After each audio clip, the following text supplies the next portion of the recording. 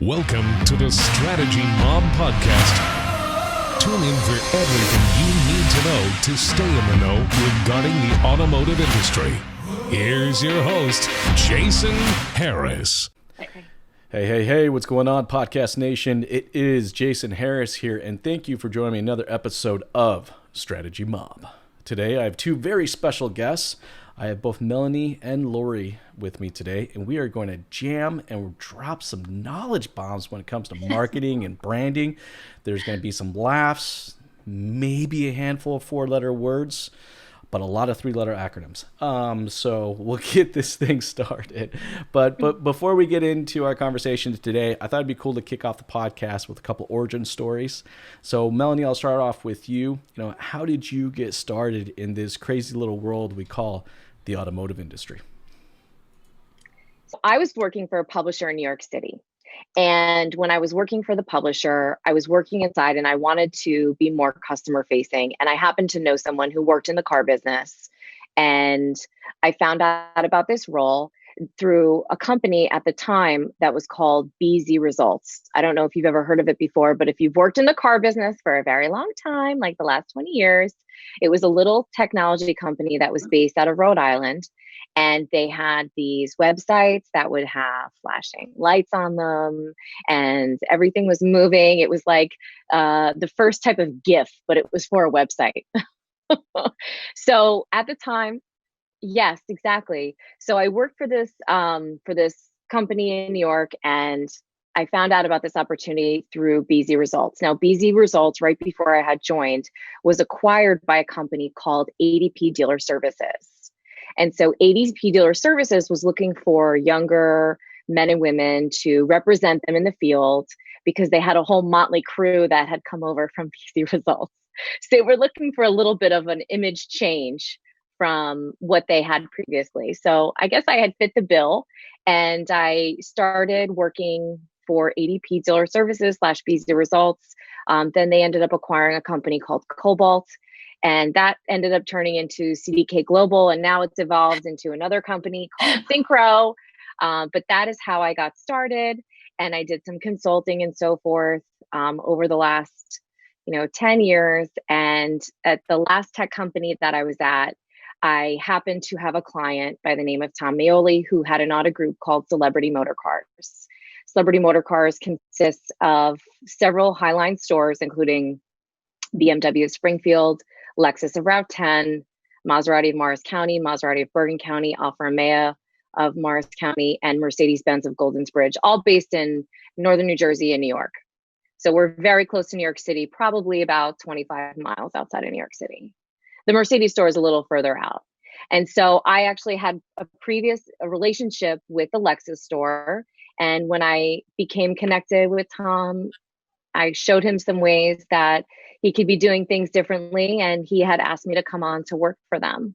And that was in January of 2018. So I've been here ever since. And I handle all of our marketing. So I'm the vice president of marketing, and anything that would connect to marketing, advertising, branding, compliance, social media, you name it. If it touched events, it all rolls up under me for all the different dealerships in the company. And Tom also has some other businesses. He's a real estate developer. He's got locations all over northern New Jersey and New York.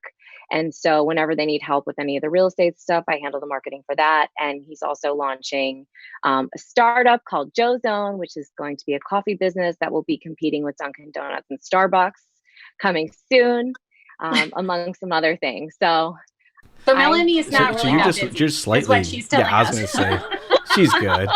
We could just tack on a couple extra things there. Have they Jason, asked why are you to making clone me yourself go yet? After her?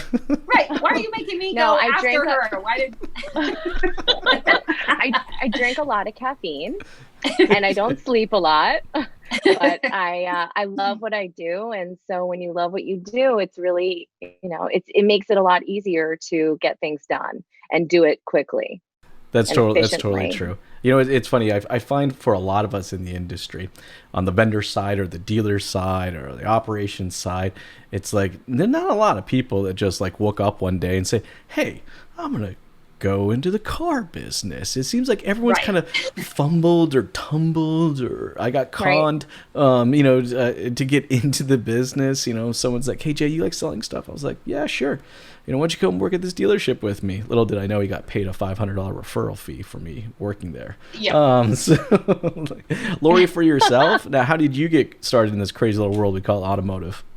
Yeah, no, it's so funny because I'll just follow up quickly when you were saying, it's funny how you get in. The other funny thing that I always joke with people about is like, there's no way out.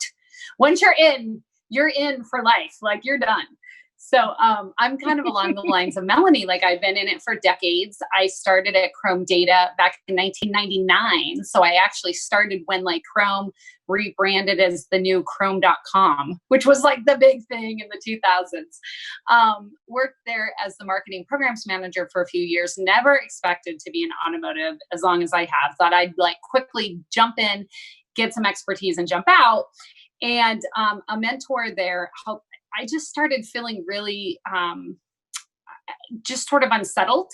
And a mentor there helped me jump out, start my own agency in 2003, Charisma Communications, which is PR agency. And they became my first client. So I've been working since 2003 in PR for automotive. And I've worked with everyone from primarily we work with vendors that sell into the dealerships, but we also have worked with manufacturers, some dealers for launch. And we've kind of every facet of the industry we've helped brand, create their messaging, and handle public relations for it.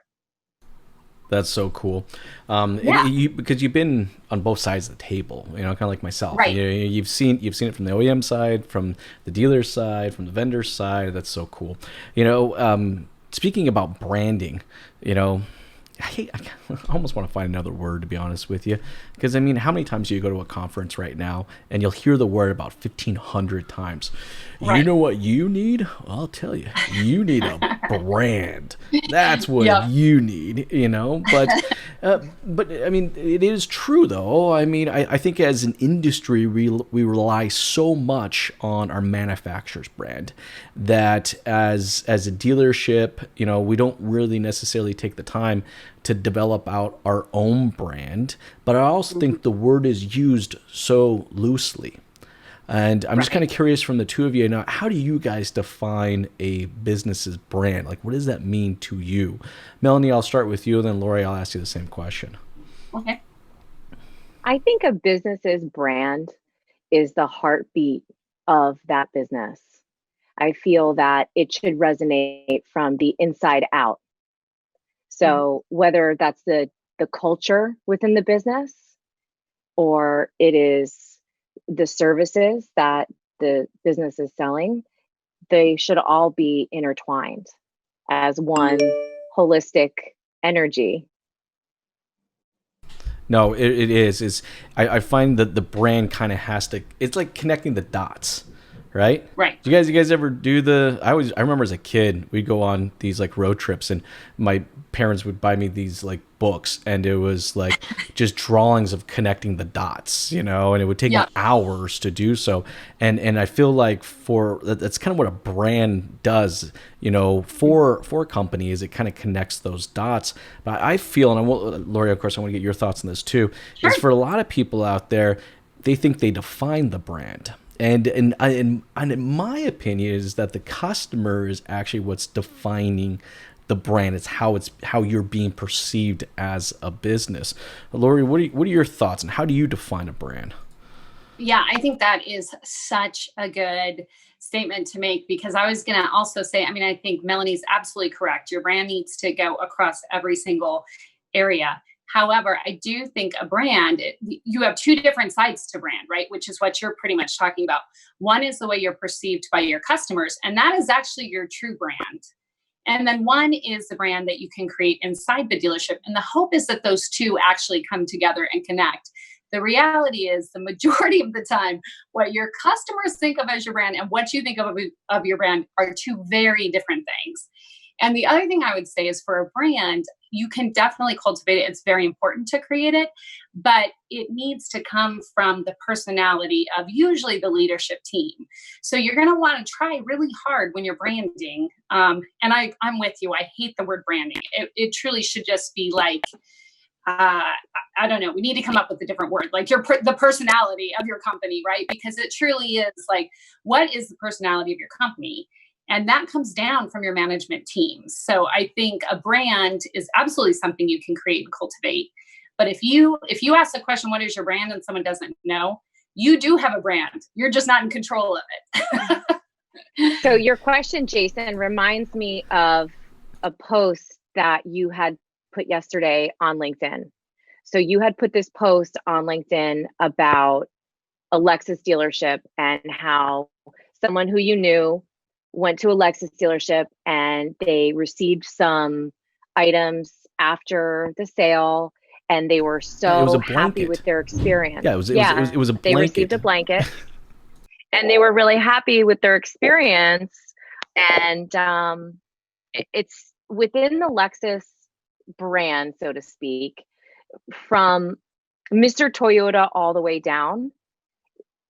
The culture of the Japanese people is interweaved within the brand. And until I started working for a group that had a Lexus dealership, I didn't necessarily understand it. And what your friend had experienced is what in the Japanese culture, it's a form of hospitality and it's called omotenashi. And so omotenashi, and this is how celebrity basically, handles all the guests, all the employees, is that you want to make sure that everybody feels like they are a guest in your own home and everyone is treated well when they walk through the door. And so that is a big part of the brand. And I think that within the car business, the manufacturers are also a part of the brand, and the retail and franchise stores also, they're all kind of entangled together with the one brand. But the guest experience and the employee experience should be very consistent in terms of how they are treated. And it's something that we all hear about dealerships across the country. Well, this dealership is a great dealership to work for and this one isn't. And it shouldn't be that way. It should be, they're all great places to work and it's a great industry to work in. And that's all part of that brand or package that you receive. So, no, you know what? The first dealership I worked at had a brand. Or a culture, and it was all around making money.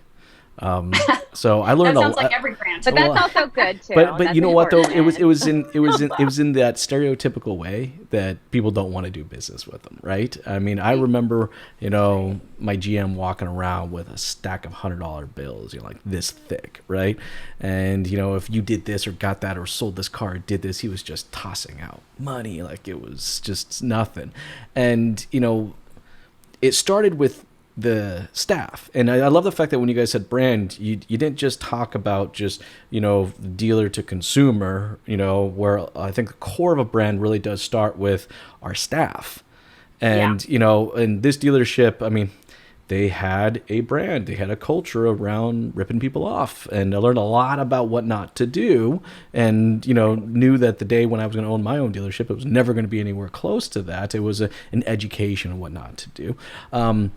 But I realized that how we treated the staff directly affected the brand perception between the consumer and the dealership itself. So I get the question asked a lot, like, how do I define brand? How do I create a culture? And, you guys have all had the opportunity to meet many, many different dealerships, going to the conferences and stuff like that. And I'm sure you've probably seen the same pattern that I see, is that, happy staff creates for a happy customer. And, absolutely. I'm kind of, I want to get your guys' kind of thoughts on a dealership out there that's trying to identify their brand. How do they start developing that brand with their staff in the hopes that it'll eventually kind of spill off into their customers? Laurie, I'll start with you, and then Melanie, I'll ask you the same question. Yeah, I mean, I think that's such a good statement to make. It absolutely starts inside. And if you're treating your staff well and they all are on the same page on what your brand is and how you treat your customers, then that's absolutely going to relate. One of the dealership groups that I've worked with that does a really nice job at this is Lithia Motors. They are a huge dealer group, and yet they've been able to create a brand that has been able to work across the dealerships that they've purchased and acquired. And I know personally that a lot of that is from they go in and teach that brand and say, this is a way that we want you to respect the customers. This is the way, like, for instance, just kind of one example of like having a staff-based thing. They do a women's leadership group like once a year for a week, and it's all about women, and it's internal, it's for the staff. But I mean, what a way for a dealership to show that they support and value the women that work for their company. So I think things that you can do internal for your staff like that, like a women's leadership group. I've heard a lot of women who talk about companies. In fact, Melanie, this may be celebrity. So tell me if this celebrity is one that does this. But like someone was telling me their dealership gives out, like we'll buy VIP boxes and then give out game day tickets to the employees and their family to go enjoy a day. And they've said that makes such a difference. Like that one small thing for them makes it for that dealership. And so, I think going back to your original point, the better you can treat your staff and the happier they are to work at your dealership, that's going to show through to the customers that come through the door. I agree with you. I think, though, for a lot of dealership, it just sounds like a good idea, Right. And it's what I feel like they have to process it.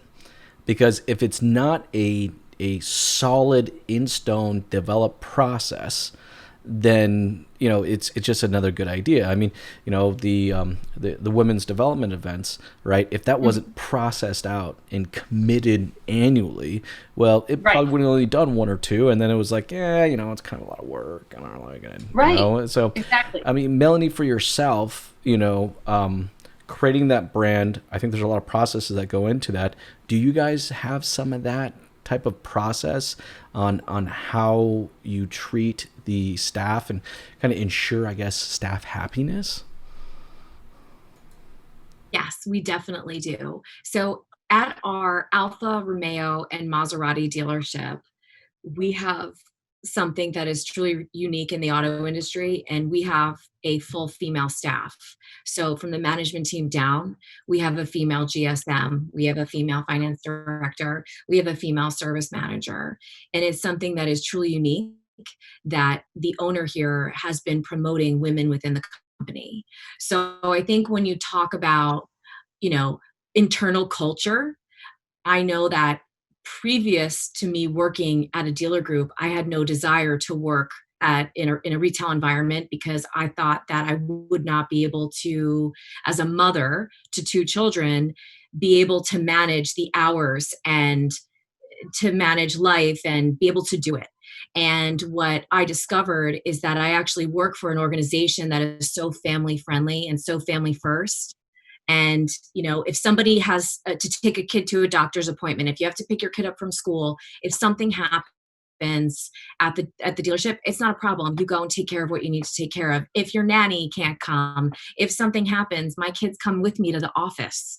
So it's internal culture that kind of flows out, and it definitely humanizes working in a dealership. And I think that if more dealerships, across the nation and in Canada, if they were more family friendly, you would attract better talent.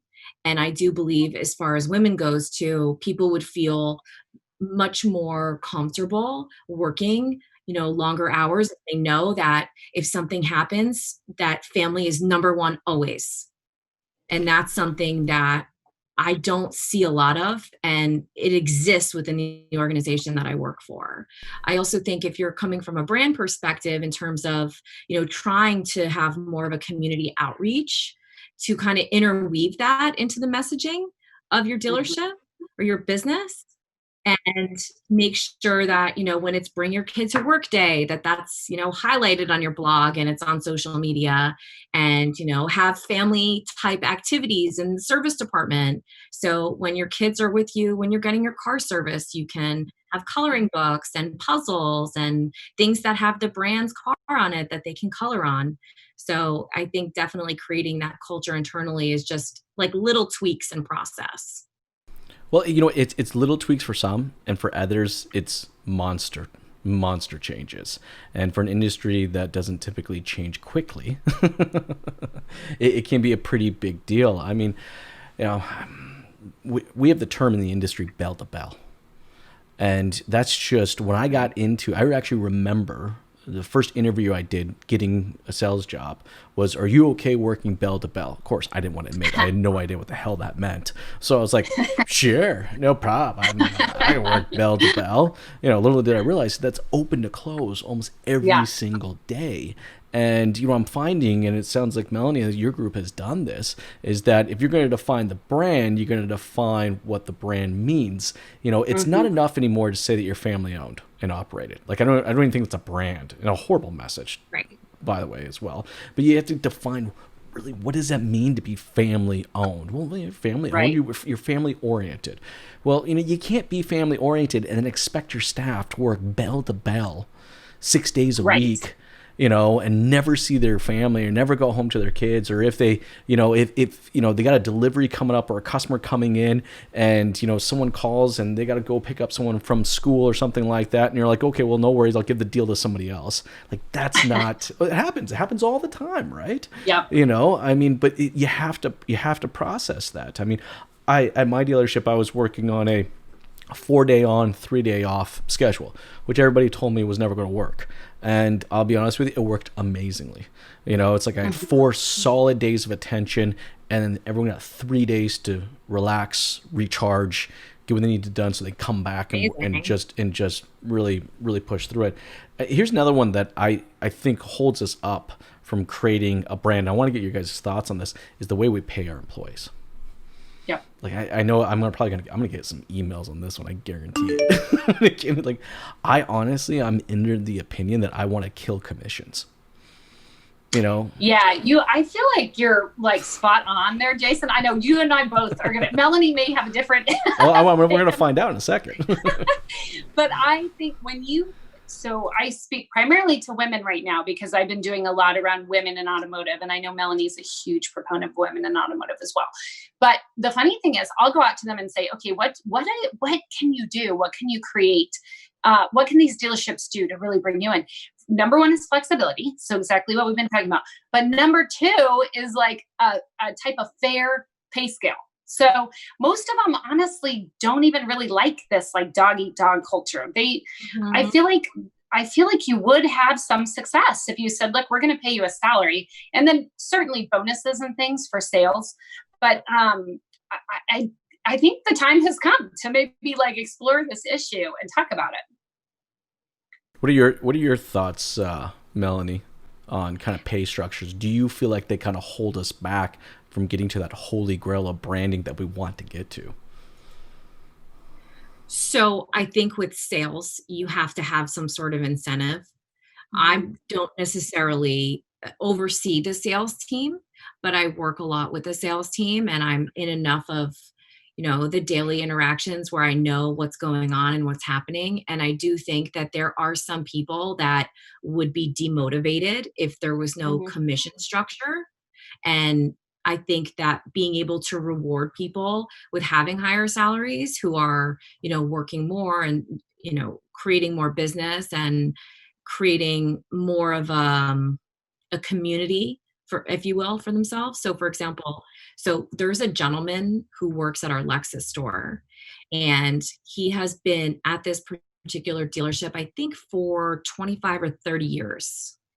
And I like to refer to him as social media 1.0, because every single month consistently, he sells anywhere between 30 and 40 cars. Even when he's in Florida and he's not even in New Jersey, he's still selling between 30 and 40 cars. And he is in his 70s. He's in his mid 70s. And it's amazing to see someone who didn't have social media, didn't have digital marketing, and is just doing it all the grassroots, traditional ways of networking and business. And, he belonged to a golf club and he worked his network, and it's unbelievable. But I think that there are a lot of people out there that rely on the dealership to provide them with the leads and provide them with the business.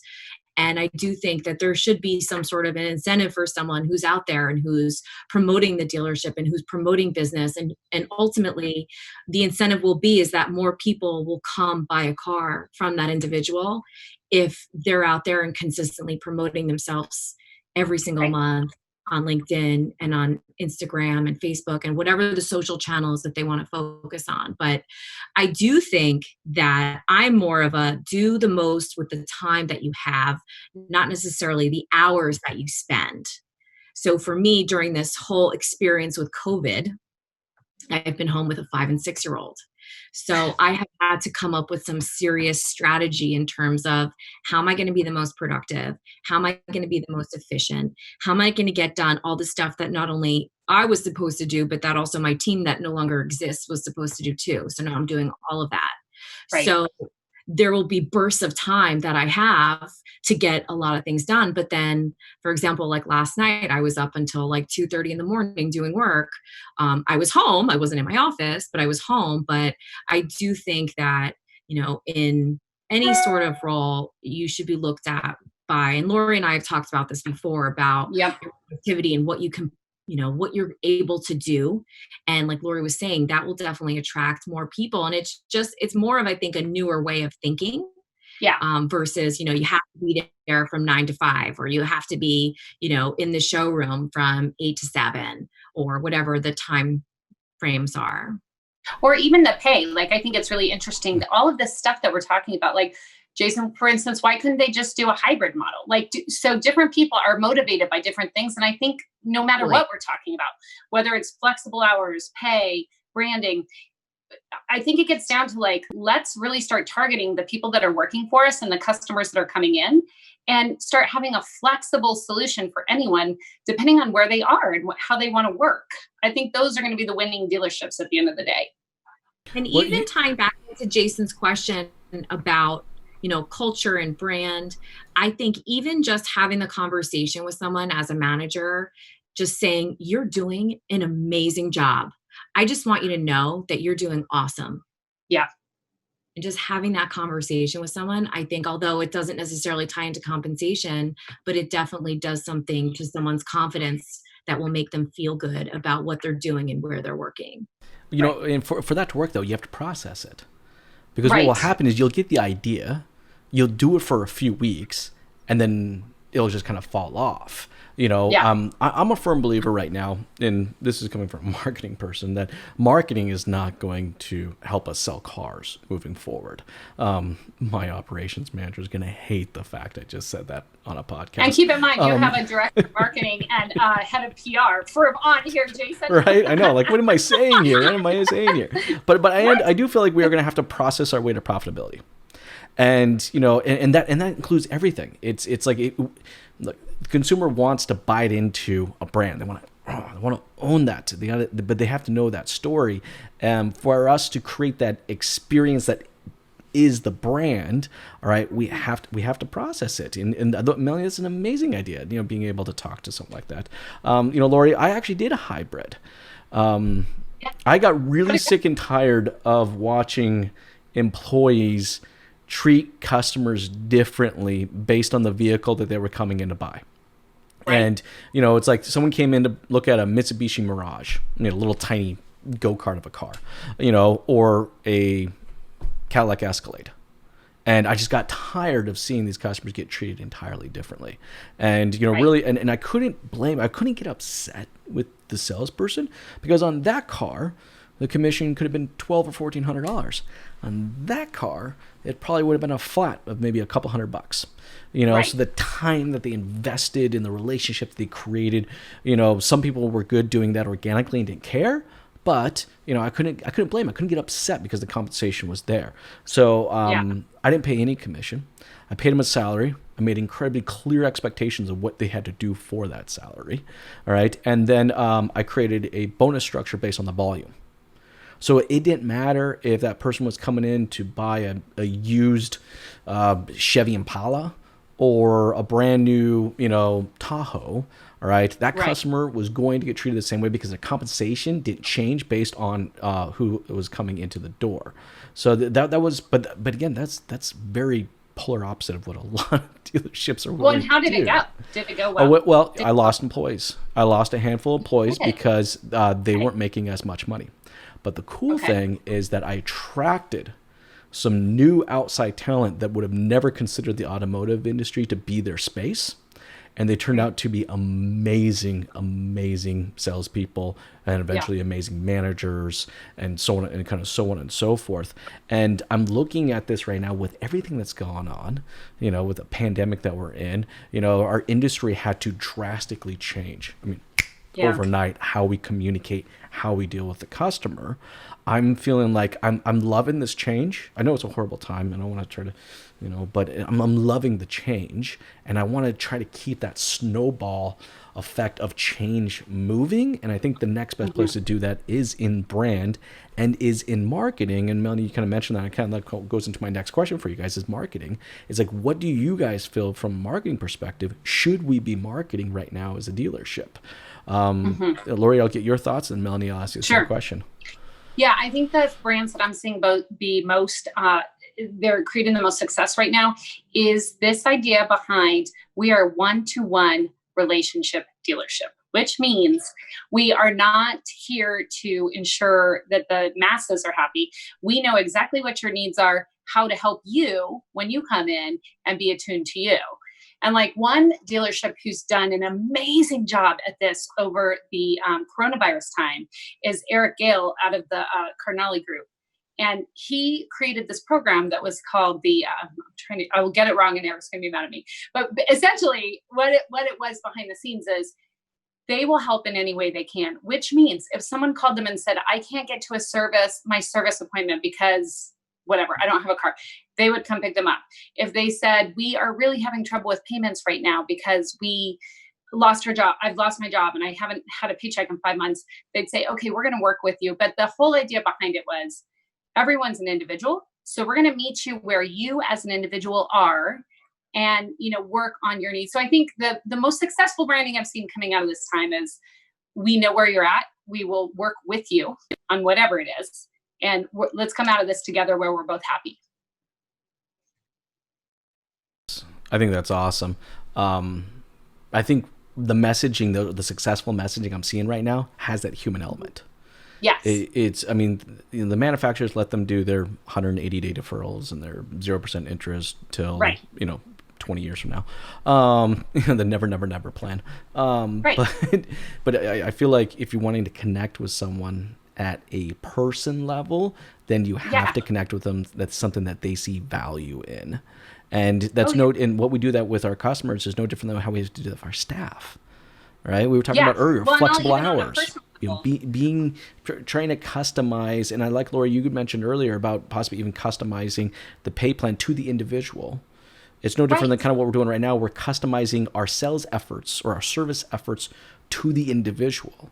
And I love the fact that as an industry we're doing this. I just want to concede to keep it going. Melanie, kind of your thoughts on messaging and branding and marketing. What should we be putting out there? What do you think? So over the last 4 months, it's been interesting to say the least in terms of no one had a playbook for what they should be putting out there. So definitely, and you have right now 2 schools of thought about what is happening with COVID, right? There are people in our country that think that it is nothing, and there are people who think that it is something. So you have to be mindful of both those sets of people with putting together content and creative. So one of the things that we have been doing from the very beginning is just letting people know that we're open and how we can accommodate them. So it almost was like this was the training portion for anything that could come up next for the dealership in terms of we had digital retailing in place. We already had the ability for a guest to purchase a vehicle on our website. We already had pickup and drop off for service. We already had remote deliveries. We already had all these things in place, but we weren't marketing it as much as we are now. So now what our focus primarily is, we are open. We can accommodate you in any way that you please. Obviously, we are also following any of the state guidelines that are out there that we have to follow. And we just want to make sure that people feel comfortable when they walk into the dealership and they feel safe, because that's also important. But we also are focusing big on relationships. I mean, that is something that Laurie had mentioned, that we want to make sure that they feel like they are in a good environment to bring their family in. And if they're not, that they know that someone would come to their home and that they know who we are and that they would also be comfortable with that as well. So definitely comfort is a factor. And I just wanted to mention something, Jason, that you had asked before about talking about, internal brand. Sorry to jump around, but you had talked a little bit about, branding and the culture and how that kind of resonates. And the one thing I was thinking was, we at our group, our COO was in the hospitality industry for 30 years. So he worked in hotels, managed hotels. So the way that a lot of our leadership meetings they're very inspirational. They're very powerful. And they talk a lot about other people. And it's not necessarily, for myself, right? So I work in marketing. I'm not customer facing. So the one thing that he always says to us is, if you are not servicing the customer, then you should be servicing someone who is. Right. So if you see garbage on the floor, if you saw garbage on the floor in your own home, you would pick it up. So if you see it outside the dealership, you would pick it up. If you see it in the showroom, you would pick it up. A lot of us are here so much more so than they are with their own home. So to create that family environment, to create that synergy in the store, it definitely comes from the top down, as Laurie was mentioning earlier. But having an element of hospitality and treating guests that way, I believe, will help significantly with changing a culture within the dealership, just from what I see every day. Yeah. No, I'm with you 100% on this. I mean, you know what word we're using? And it's a word that we do not use in our industry much at all. Flexible. You know what I mean? Right. We're being flexible here. Talk about 4-letter words. Flexible is yeah. Right. Well, I'm a perfect example. Right? I'm a perfect example of that. Since, once the state of New Jersey was shut down, I went to my COO and the owner and I said, look, I need to work remotely right now. Is that okay with you? If I'm able to do that, I will get everything done and I will do it timely. And I will make sure that everything that I would normally do here, I'm doing remotely. And they said, no problem. Yeah. Well, I mean, talk about creating a message that defines our brand for both our staff and our customers. All right. That is something that I want to hear. I want to hear that from my employer. I want to hear right now from my employer that, hey, we're flexible. We know there's shit going on. All right. There's stuff you're going to have to do. Kids are at home. This is going on. Maybe your spouse is not working. Maybe, maybe you have to go travel and see family. I think it's just a word that we just don't use often enough. And I think that's a marketing message that plays and resonates both with our staff and our customers. Is like, how can we be flexible? So let's actually play with this. Let's go on this a little bit. So I mean, Laurie, I'll ask you, I mean, how would you describe, or how would you kind of market that message of flexibility to a consumer and to a staff member? Sure. So I think maybe would be really cool is if they could do it both ways. So what would be neat is if you were flexible with a staff member, let's say they needed to stay at home. Okay. So this thing is not going away, by the way. In the fall, it does not sound like our kids are going to be back in school full time anyway. So this is going to continue. So really, let's say it's a mom who's working for the dealership group, or a dad, like I don't mean to be sad, or a dad. Let's take a dad actually, who he needs flexibility because his kids are at home. They're now at home. They're doing school from home. So wouldn't it be cool if the dealership was flexible with them on that? And then they wrote something that was on their blog or across their socials saying, hey, this is Jason, so-and-so. Here's his 3 kids. They tell a little bit about him. I mean, I think that's one way that's really interesting of like, let's be flexible with again, I feel like I continue to go back to like, it kind of starts with your staff. If you're good to your staff, they are going to talk to their friends. They're going to put on social. And it's kind of like, what ways can we show that flexibility? So like you're saying on the process, let's put a process for flexibility, but then how can we show that we're a family friendly company? We don't just say we're a family-friendly company. You show you're a family-friendly company by being flexible with your staff. And then maybe, or going back to an example I gave before, if you're giving out sports tickets, let's say, for your families to have a great night out, take pictures of that family having a great night out and post it on your social. and say something along the lines of, they're having a great night out. By the way, anyone who comments below can also win tickets for a great night out. So I think it's like tying together the flexibility and happiness of your employees and how that trickles down to customers. Melanie, for yourself, when you kind of hear that message, of a dealership, they want to be flexible with their staff, they want to be flexible with their customers. How do you kind of translate that out into a marketing message?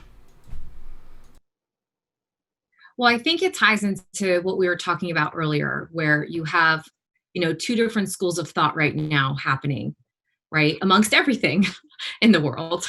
So I think when you can communicate that you have options for everyone, regardless of, you don't necessarily need to put anything with regard to, masks or no masks. There are many schools of thought to that too, because some people don't want to see the masks in commercials. Some people want this to be over, and they visually would like to see things the way that they were and kind of be the beacon of light and hope for the guest. So, that you're on the same page, but internally you can have the messaging up within the dealership that you're abiding by whatever the guidelines are for, the state and so on. But I think definitely if you want to come into the showroom, we are open and we can see you, and you can test drive, and you can have a cup of coffee, and you can sit down, or you can sit outside. Or if you are not comfortable coming in, we can drop off a loaner vehicle to you. We can pick up your vehicle, and then we can drop it back off later. So I think providing, all the options is a great way of communicating, those items to your guests. And, with what Laurie was saying with regard to employees, and like she said, you can't just say you're family friendly. You have to actually create action. You have to do something to show that you're family friendly. So, anyone who works in this company knows that if something happens with your family, that the owners are 100% back you. They know that, you're going to be okay, and you have to do what you have to do. And at the end of the day, you're going to do your job. So they trust that you're going to get it done. I know that's not the case everywhere, but it's definitely a one way to kind of communicate that. And like Laurie was saying, people will talk about it. I mean, I'm talking about it right now. Yep. So people who are watching this, who are in our industry, who are in my area, who potentially could be looking for a new place to go, might say, hey, you know what? I think I should look at one of those dealerships because, they are family friendly, and you'll attract better talent. I will say too, if I can jump in real quick, I did see this one dealership during the pandemic do something so awesome with their marketing. They used their social media platforms, their website, a lot of their consumer facing stuff to highlight what they called local heroes. And it was like firefighters, nurses, teachers, and they would do like a profile of the person, give a little bio, and just say, thanks, we're here for you. We're so happy that you're in our community. And I just remember thinking, wow, this is, whoever was behind this program is doing it just right. Cause that's a perfect way to show your community, or, minded, you're, flexible really, but that's the type of company I want to go work for. If they're going to be posting local heroes. Like, I just thought that was a really cool example of someone using their time and space during the pandemic to really show that they're community minded. So getting back to branding, if their branding was, we're a part of your community, which I'm sure it is, they really showed that and followed through on that with that program. I think that's a great way to do it. I think, supporting local. See, you always have to have multiple strategies, right? Right. I mean, I think at the end of the day, really what we're talking about right now is that people want options. Like, people are people. Staff members are people too, right? And, I have one dealership I thought was amazing what he did is as staff was coming back, he was actually giving them the option. Like, here, you have the option of coming back as a full-timer, as a part-timer, and this is what this means, okay? Because there were a lot of people out there, like, I couldn't go back full-time right now. I get the three monkeys outside. beating on each other, so but it is, everybody wants options right now. So I think that's a marketing strategy that needs to be put in place right now. If anybody's watching and listening right now and you are spending ad dollars, you got marketing messages out there, this needs to be a message that needs to be out there. The message needs to be that you have options. And let's face it, our industry is not known for being flexible and having options. All right. There was, for the last 40, 50 years, there's one way to buy a car, and that is to come on in. And then let me walk you through my 12-point, sales process. And, you don't want to take a test drive? Tough shit. You're still going to do it. Exactly. But as a result of COVID, that's going to change. It is, right? We were talking about this the other day. As a result of COVID, you're going to have people who have been in this industry for a long time that are going to leave. And you're going to have a lot of newer people that are going to come in because they're going to be attracted to some of the marketing and advertising that other dealerships or businesses are doing, where they're saying, okay, that sounds like a great place for me to work because they are flexible. They do have options. They are family friendly. And that's the kind of place that I would want to be at. So hopefully the new talent that comes into the industry, as a result of COVID, will also be very positive. Yeah. We should have options, and that's so that needs to be a strategy. And then Laurie, you nailed it on the head with the other strategy. We do need to have a strategy around community. I get so sick and tired of dealerships telling me that, oh no, we're a part of our community. I stick a car down at the Rib Fest annually. I sticker it all up. I got a couple cars in the mall right now. We're totally in the community. Come on. That's not community. It's like, put your money where your mouth is, support local, get out there, show them other businesses that are struggling. Everybody's struggling. Dealerships are actually doing quite well right now, but there's so many other that are struggling. I think that's great. It's community and options. Those are two amazing messages. Here's the kicker though. I'm going to throw this at you. And I love slamming on the OEMs for this. It's a 4-letter word that comes with a lot of other 4-letter words for me, and it's co-op. All right. Yes. Everything you realize that we just had this amazing conversation identifying these awesome strategies and messages that dealerships should out there be doing. But here comes the OEM. Nope. Right. Not going to give you any money for that message. I want to get you guys' thoughts on this because, my thoughts are a lot of 4-letter words, and everybody knows that. But Laurie, I'll start with you, and then Melanie asks you the same question. This co-op addiction, this co-op compliance, we know what we should be putting out there in messages. Right. What are your thoughts on co-op? Laurie, I'll let you answer. So I think they can do both, because I understand the excitement of co-op. I really do. If someone were to say, I'm going to give you money back to market yourself every month, I'd be like, awesome. Tell me what I need to do, and I'm there. So I get it. But I do think the key terms that we're talking about here, community, flexibility, showing the staff, saying we're family friendly, those are not necessarily co-op friendly terms or words. So it doesn't mean that you can't have co-op. You should absolutely be getting all the co-op you can. You probably don't agree with that. I think go get all the co-op you can. However, also fund some of these other messages and marketing strategies through other buckets. It's okay to use co-op, but let's use some of the other buckets. And really it comes down to what you were saying at the beginning of the show. What is the most true to your brand? What is the most true to your personality? And have the courage to make the decisions based on that, not necessarily what you're going to get the most money back for. That's totally true. I just got into an argument with the dealership today where they're just like, Jay, it's an amazing idea. I want to do it. I'm not going to get any money for it. But I'm not going to do it. Right. But I'm not going to do it. Yeah. It drove me nuts. And you can't blame them, but you can't blame them. If you can and you can't, because I'm coming from a dealer's perspective now. Yeah. Being sitting on that other side of that table, you know what? Right. Manufacturing keep their money. Because I know why my customers want to do business with me, and it's how I impact the community, how much I care about the community. I'm gonna put my money there, and I'm gonna put my money where it's look, whatever it takes. That would be my motto. Whatever it takes, right? Whatever option you need. And Melanie, you were talking about earlier. You need me to come to you, I'll come to you. You want me to meet you at work? I'll meet you at work. You want me to leave it out in a parking lot and the key in a bag, and we'll just kind of talk from a distance. Hell, we'll do that too. Toss it across. But Melanie, I'd like to get your thoughts on the the handcuffs that I call My co-op. favorite thing to do is co-op and compliance. There's so many things that I can say about co-op and compliance. But one thing that I will say, I'll start with, is all of the manufacturers that we have were extremely supportive and extremely easy to work with during this entire COVID process. And as someone who is doing all the pre-approvals and doing all the submissions and dealing one-on-one, whether it's with Ansira or ACB, that's me.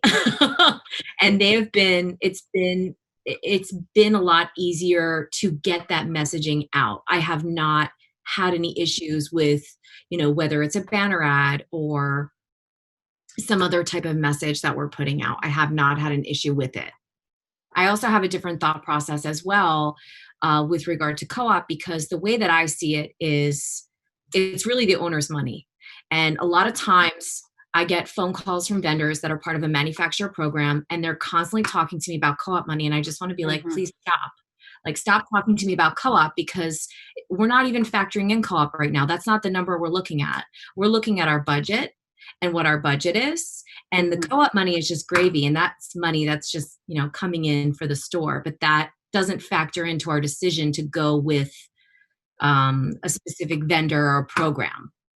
But with all that being said, co-op is definitely, up until the COVID experience, has been very redundant and monotonous, and it's very time consuming. And I do it for all of our stores.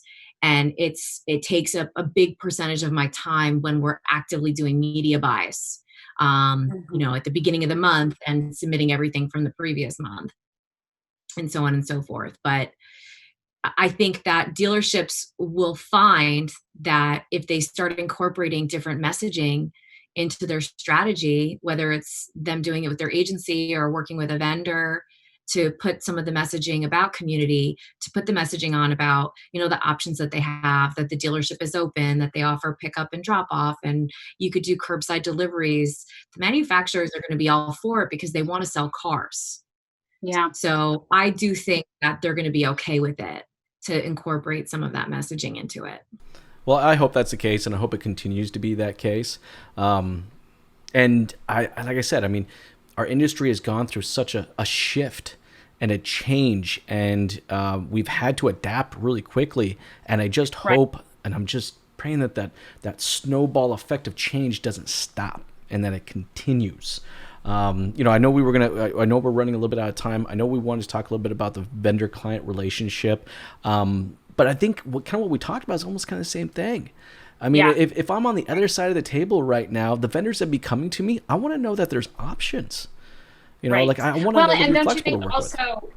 I think also, I'll be quick on this with the vendors, but that they truly care about you and your business. I think that's what it really is. Like the folks that I work with, Melanie and I have laughed about this offline, and my clients know this right now. I hand select the clients that I work with, and like, how lucky am I to do that? But they have to really connect with me on a personal level, because I want to feel like I'm excited to help all of these vendors get to the next level. And if you don't feel that way, then it's just not there, at least for me. Like, I can't fake it. So I think it doesn't matter if you're talking about a dealership, a vendor, a customer, a staff member. Everybody wants to feel stoked, right, about working with this company. And so if you can create a brand that makes people stoked for working with your company or being with your company or shopping with your company, then you're golden. And that's totally true. It's with the customers, it's with our vendors. I made a comment earlier today on one of the posts that EQ is the new IQ. And I'm feeling that needs to be a bigger part of our marketing messaging moving forward, is that we need to have more of that emotional intelligence. When we go to put our creative together, our marketing message together. It's just big discounts and low lease rates and big deferrals. I just don't think is enough. Like we want to connect. Vendors want to connect with the dealerships. Dealerships want to connect at that human level to the customer and to their staff. And to do so, that's just, they have to have that at that core. They need to be flexible. They need to have those options. They need to have EQ. I would actually start, it's as many sales trainers as I see out there, and I love sales trainers. I really do. I foresee, we're going to see a lot more people training on emotional intelligence and emotional selling and emotional marketing. So I hope that's the way it goes. I know we're getting towards the tail end of our time. We could easily do this for another hour. Jason, I will say that the one thing that I think is important in the messaging is obviously, you're open and that you're flexible and you have options and you're building community, but letting everyone know what the programs are and making sure that it's everywhere. Is something that I think if you can find a dealership that has all the programs, that has their website up to date, that has specials on their site, that is also incorporating community, that's going to attract someone over someone who doesn't. Right. Oh, I totally agree. Look, a customer wants to know how much you care before they know how much of a discount you got. And I think if we can lead with that message of showing them our emotional intelligence, then me being able to come in and present what those programs are, it's like, okay, cool. Like this is like I'm feeling good about this, right? Right. I before I let you go, I want to ask one last question, and I know you guys both have to get going. I ask everybody this, but it's one of my favorite questions. I love getting the answers. I always get pretty crazy answers with this one. But if you were able to change one thing in our industry, all right, what would that be and why?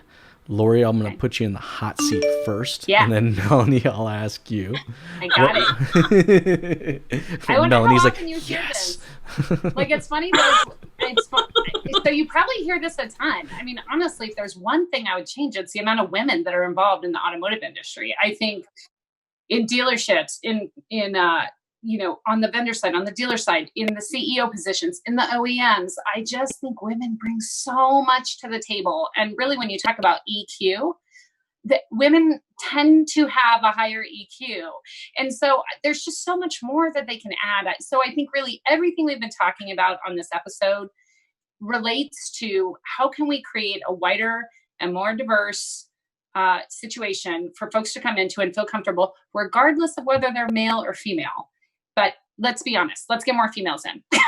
No, I'm with you 100%. I mean, some of the best managers I ever had work for me were women. And I agree with you. Their natural EQ, like I feel like I had to do more training and coaching with my male staff, where it just came a little more natural with my female staff. Melanie, for you, if you were able to change one thing in our industry, what would that be and why? Okay, so I had some time to think about this since Laurie went first. So my answer to you would be more inspiration. And what I mean by that is what I find is that in the retail environment, there is not a lot of outward positivity to help grow and cultivate inspiring environments for other people to learn from. There are so many people that I have met, that you guys have met over the course of your career. And a lot of time people don't share what has helped them, how they have gotten to where they are, and almost taking on a mentor role for other people who are in the industry, other people who are in different roles, providing them some sort of a pathway in terms of growth and how do you advance yourself and how do you learn more and how do you grow more. So finding someone to inspire me is not as difficult because I feel like I've figured a recipe for how to get that. But I hope to inspire others by the things that I learn and that I see. And I would love to see other dealerships across the country who are able to do more of that. And Laurie and I have talked, we're a social media success story ourselves because we met on LinkedIn. That's right. But we've talked a lot about mentor And having, I think, mentors provide a lot of inspiration to other people, whether it's a young man or young woman or someone who worked in finance who finds themselves in the car business, being a source of inspiration for someone else. And that's tied in with being a mentor. So if there was one thing that I could change in our industry, it would be to provide more inspiration for others who love this business just as much as the three of us do. Yeah. I agree with you. I would love to see dealerships actually sit down to have a meeting to discuss a strategy about how they're going to inspire their staff. And, you know, I hate to say it, but I would say probably less than 20% of the dealerships I've ever worked with actually have a defined career path for the people that come on.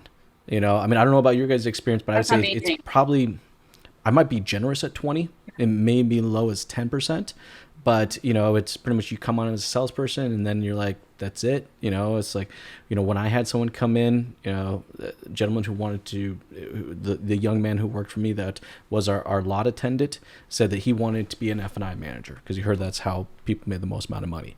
Well, I had to show him, like, this is what it would take.